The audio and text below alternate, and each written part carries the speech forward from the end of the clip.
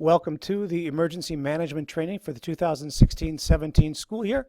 We hope this short session provides you with the information you need to help maintain a safe and orderly school environment, specifically that you can identify the main types of emergency responses, know which response is most appropriate in a given situation, and know your primary evacuation location. Some general guidelines to keep in mind regardless of the situation. First and foremost, remain calm. Our students are looking to us for guidance and for a steady hand.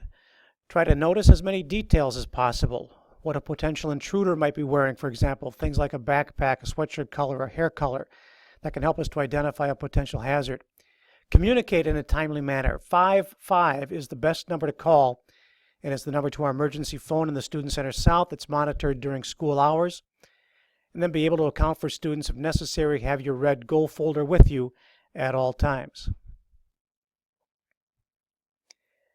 We have an emergency management team in the building that includes the positions listed here. The contact information for these people should be in your red goal folder. Make sure you pick up an updated list in Student Center South.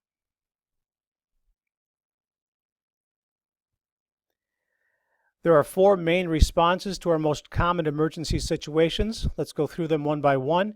For each of these responses, we'll use the PA to communicate as clearly as possible what we need you to do.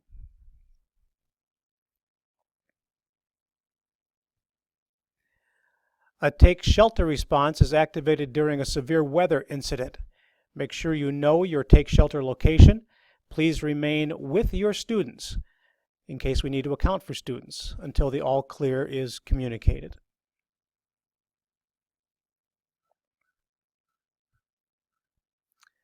A stay put lockdown response is activated when we need to keep students and staff from moving through the building for a time. Think of a chemical spill that needs to be avoided or a medical emergency that we need to let first responders have access to.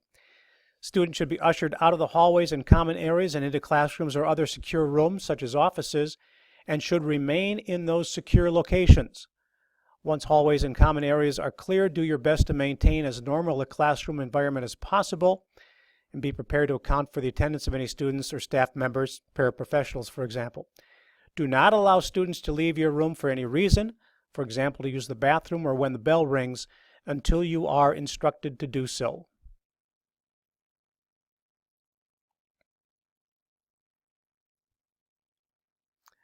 A duck and cover lockdown is activated when there is a more imminent threat to student and staff safety either inside or outside the building. Think of an intruder in the building or a community incident outside the building. Students should be ushered out of hallways and common areas and into classrooms or other secure offices rooms such as offices, and should remain in those secure locations. Once hallways and common areas are clear, lock doors, move students away from visible sight lines, either from inside or outside view, depending on instructions, and be prepared to account for the attendance of any students or staff members. Once doors are locked, do not open them for any reason. If police or building personnel need access to your room, they will have keys that allow them that access and will announce their intentions as they do so. Do not allow students to leave for any reason, for example, to use the bathroom or when the bell rings, until you are instructed to do so. If you have a medical emergency, dial 55 and personnel will get to you as soon as possible.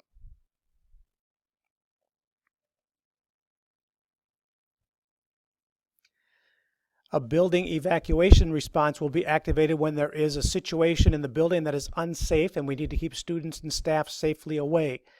Think of an airborne threat that creates an unsafe situation. As always, listen carefully to any PA announcements that will advise you of the situation.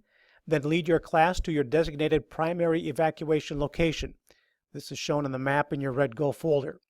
Remain with your class once you reach your evacuation location, and be prepared to account for students and adults if requested. We will have designated site leaders, deans, security staff, and counselors to help with our attendance processes. Attendance should be communicated to your department lead, who will then communicate with site leads. Site leads then communicate with building administration to account for students and staff as needed.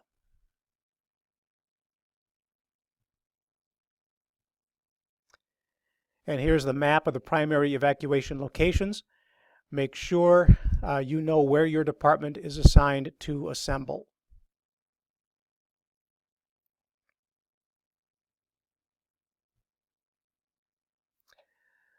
A fire drill is a unique situation that is not preceded by a PA announcement. Once the horn and strobes are activated, lead your class out of the building and at least 100 feet away from the building so that emergency personnel can have access to doors as needed. Be prepared to take attendance if requested, and if the situation warrants, you may be directed to move to evacuation locations. Site leaders will communicate that with you as needed.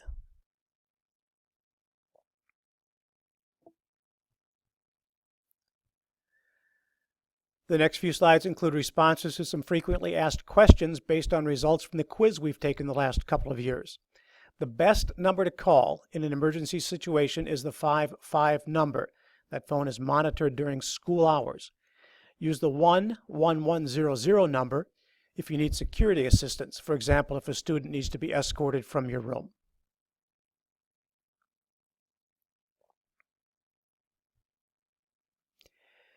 Make sure you keep your Go folders up to date. These should contain all the information you need to respond to our emergency needs.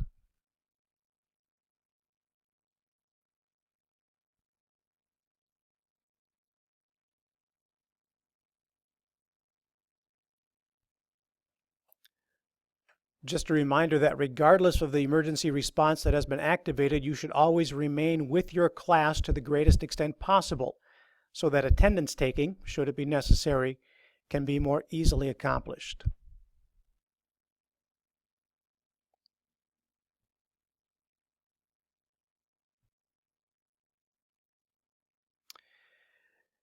If, for example, you have your science class in the library during an evacuation, follow the library staff to their evacuation location, and then check in with the site leader in that area so that we can account for your attendance if needed. Don't try to move against the flow of traffic in order to get to your assigned location. We'll find you as we move through our administrative attendance protocols.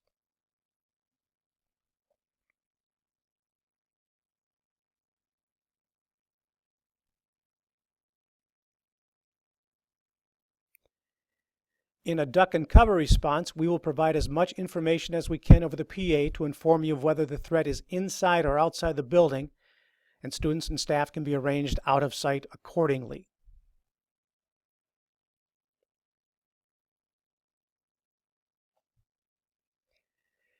If you have any questions, stop in and see me in Student Center South.